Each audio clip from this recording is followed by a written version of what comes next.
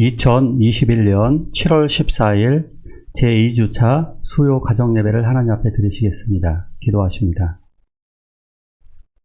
아버지 하나님,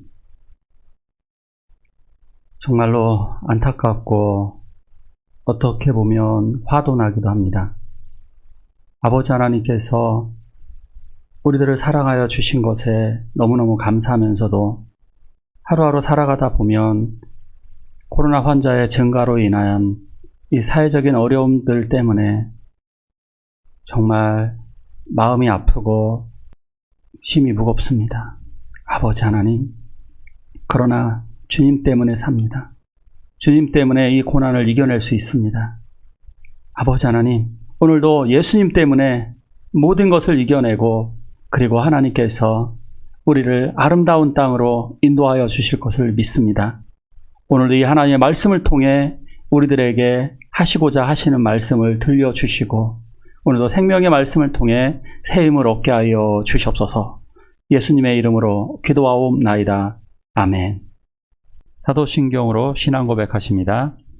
전능하사 천지를 만드신 하나님 아버지를 내가 믿사오며 그 외아들 우리 주 예수 그리스도를 믿사오니 이는 성령으로 잉태하사 동정녀 마리아에게 나시고 본디오 빌라도에게 고난받으사 십자가에 못 박혀 죽으시고 장사한 지 사흘 만에 죽은 자 가운데서 다시 살아나시며 하늘에 오르사 전능하신 하나님 우편에 앉아 계시다가 저리로서 산 자와 죽은 자를 심판하러 오시리라. 성령을 믿사오며 거룩한 공예와 성도가 서로 교통하는 것과 죄를 사하여 주시는 것과 몸이 다시 사는 것과 영원히 사는 것을 믿사옵나이다. 아멘.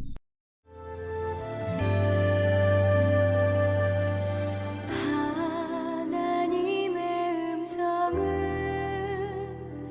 듣고자 기도하며 귀를 기울이시고 내 기도를 들어주신다네. 깊은 웅덩이와 수렁에서 끌어주시고 나의 발을 반석 위에 세우시사 나를 튼튼히 하셨네.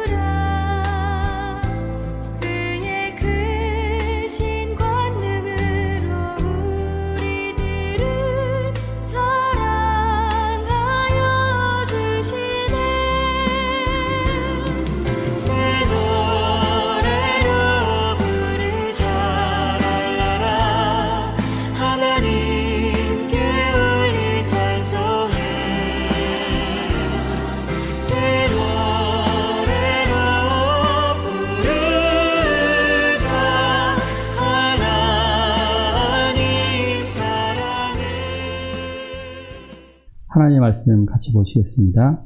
사자들이 야곱에게 돌아와 이르되 우리가 주인의 형 에서에게 이른즉 그가 400명을 거느리고 주인을 만나려고 오더이다. 야곱은 외삼촌 라반을 떠나서 약속의 땅 베델을 향하여 갔습니다. 외삼촌 라반과의 일도 목숨이 위태로웠던 아주 위험한 상황이었는데 지금은 그거보다 더 위기에 빠졌습니다. 마치 지금 코로나 상황이 4단계로 간 거 이상으로다가 이건 뭐 비교도 안 되죠. 훨씬 더 힘들고 아픈 고통이 야곱에게 시련이 일어났습니다. 그 일은 바로 야곱을 죽이려고 형 에서가 온다는 소식이었습니다.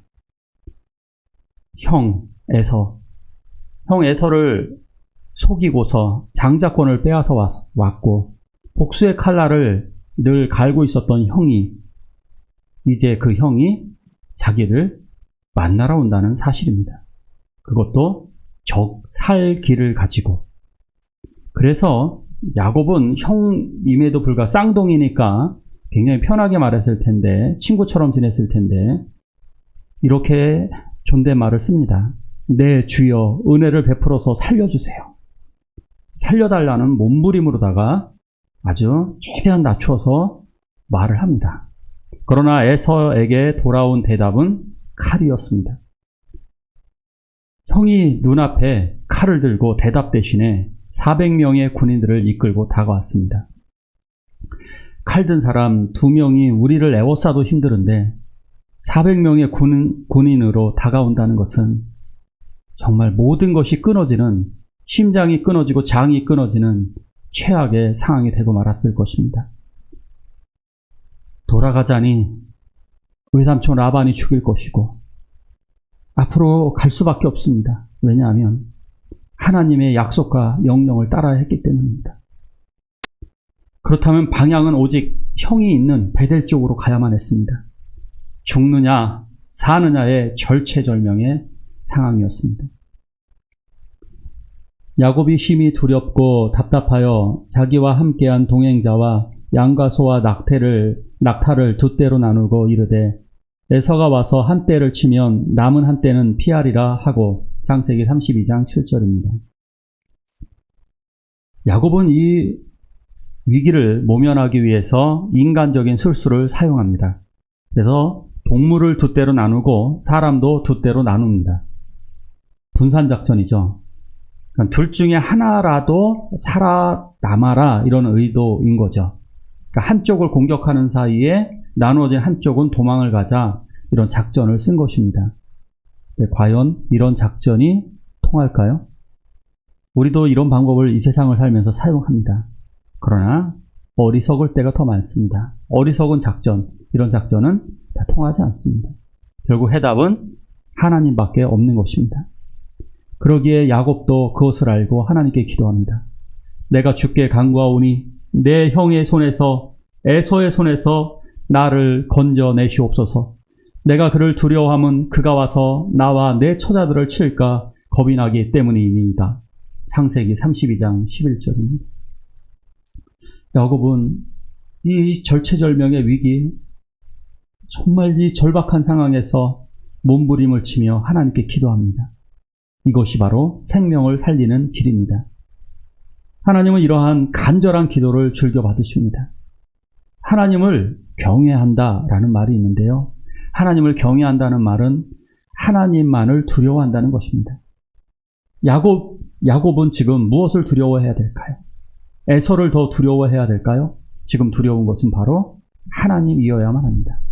우리들은 지금 무엇을 두려워하고 있나요? 하나님인가요? 나의 미래, 돈이 없어 걱정, 자녀들 문제, 여러 가지. 무엇 때문에 두려운가요?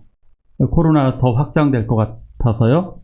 아니면 경제가 붕괴될 것 같아서요? 아니면 중국이 우리를 침략할 것 같아서요? 무엇이 지금 두렵습니까? 그 두려움, 우리의 두려움의 대상은 하나님입니다. 왜냐?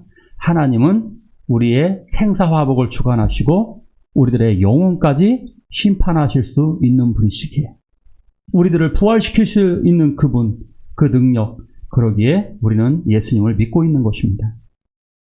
야곱은 홀로 남았더니 어떤 사람이 날이 새도록 야곱과 씨름하다가, 야곱은 천사와 씨름을 합니다. 야곱은 그 밤에 먼저 가족들을 야복강을 건너서 떠나보냅니다. 야곱은 떠나가는 가족들을 착잡한 심정으로 바라봅니다.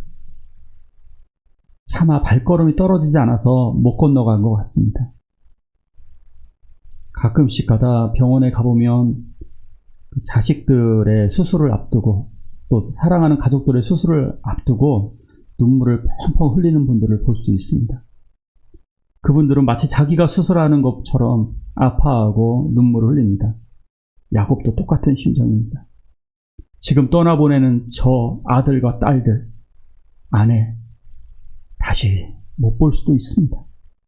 이것이 오늘 마지막이 아닐까? 예, 자기가 죽을 수도 있습니다. 자기와 모든 가족이 다 죽을 수도 있습니다. 극도의 두려움으로 발걸음은 떨어지질 않습니다. 그러기에 혼자 주저앉아 눈물만 흘립니다. 바로 그때 누군가가 지나갑니다. 그래서 야곱은 그 사람에게 매달려서 씨름을 시작합니다. 이 씨름은 아주 격렬한 몸싸움이었습니다. 왜 그랬을까? 아마도 절망적인 이 자기 자신에게 축복 좀 해달라고, 자기 좀 도와달라고 그랬던 것 같습니다. 그러나 그 사람이 거절을 하자 끝까지 달라붙었던 것입니다. 야곱은 아마도 눈물을 흘리면서 애걸복걸했을 것입니다. 제발 나에게 축복기도 해달라고, 나를 좀 도와달라고. 25절에 보니까 자기가 야곱을 이기지 못함을 보고 그가 야곱의 허벅지 관절을 치매 야곱의 허벅지 관절이 그 사람과 씨름할 때에 어긋났더라. 창세기 32장 25절 말씀. 알지 못하는 사람, 그 초인은 야곱을 이기지 못함을 봅니다. 야곱을 떼어내지 못했다는 말이죠. 그러자 넓적다리의 움푹 패인 부분, 즉 환도뼈라고 부르기도 하는데요. 그 환도뼈는 듣는 여러분들을 보면 엉덩이 사이에 보면 움푹 파져 있는 분들 있죠. 그 움푹 파여져 있는 부분이 있어요. 그 부분을 강하게 내리친 것입니다. 그러니까 엉치뼈가 어긋나고 그곳에 금이 갔다라고 이렇게 볼 수가 있는 것입니다. 근데 여기서 희한한 사실이 있습니다. 여기서 이 초인은 하나님의 천사이고 다시 말하면 또한 이 땅에 도성인신하신 예수 그리스도라고 볼 수가 있습니다. 하나님이 왜 야곱을 이기지 못했을까? 이것은 다른 각도로 생각해 보아야 됩니다. 힘이 없어서가 아닙니다. 진작에 떼어낼 수도 있습니다. 뼈를 부러뜨릴 수도 있고 죽일 수도 있습니다. 그러나 하나님은 끝까지 매달리는 사람에게 져주십니다. 옛말에 아주 유명한 말이 있죠. 자식 이기는 부모는 없다. 자녀들이 우리들에게 뭐를 막 울면서 부탁을 하면 결국에는 우리가 그 부탁을 들어주게 됩니다. 하나님은 자녀들의 기도에 응답하십니다. 눈물로 기도하는 그 기도 소리를 들어주십니다. 그래서 기도의 응답의 차이 여러 가지가 있지만 믿음으로 간구하는 기도, 두 번째는 간절한 눈물의 기도입니다. 이 기도를 하나님은 즐겨 받으십니다. 자, 마지막으로 하나 생각해 볼 부분이 있습니다. 하나님은 굳이 왜 뼈를 치셨을까? 뭐 이런 방법도 있잖아요. 손가락을 부러뜨려도 이 싸움이 잘하면 끝나기는 어려울 수도 있겠네요. 손가락이니까. 그러면 뭐 팔 하나를 이렇게 부러뜨리면 이 싸움은 쉽게 끝이 났을 텐데 왜 굳이 환도뼈, 엉치뼈 그 골반 그쪽을 치셨을까요? 그 의도는 바로 이것입니다. 환도뼈, 그 엉치뼈는 사람의 생명과 힘을 상징합니다. 사람을 받쳐주는 가장 중심적인 뼈 중에 하나가 바로 엉치뼈입니다. 이 환도뼈를 치신 것은 사람들은 자기 의지대로 살아갑니다. 자기의 건강이 있을 때 젊을 때는 자기 힘을 의지하며 자기 노력과 자기 수고로다가 이 세상을 살아가려고 합니다. 야곱도 그렇게 살아왔습니다. 열심히만 살면 부자도 되고 열심히만 노력하면 뭐든지 되고 복도 내가 가로채울 수 있다라고 장자권도 가로채고 했던 사람입니다. 그러나 이제 환도뼈를 부러뜨리자 그는 걷는 것이 힘들어졌습니다. 이제 엉금엉금 기다시피 절뚝으로 걸어가야만 합니다. 이것은 바로 하나님만을 의지케 하시려는 굴복의 과정입니다. 우리가 하나님 앞에 회개한다라는 것은 내가 굴복하는 것입니다. 오직 하나님만 의지하고 하나님만 바라보겠다고 이것이 바로 믿음으로 구원받는다는 사실입니다. 믿음으로 구원받는다는 것은 어떠한 믿음의 이상한 행위, 종교적인 행위를 얘기하는 것이 아니라 그 믿음은 하나님만을 의지케 하는 것. 그래서 나의 인생을 나의 힘으로, 나의 능력으로 살아가는 것이 아니라 오직 하나님만이 내 생명의 주관자가 되신다는 것. 그것을 고백하는 것입니다.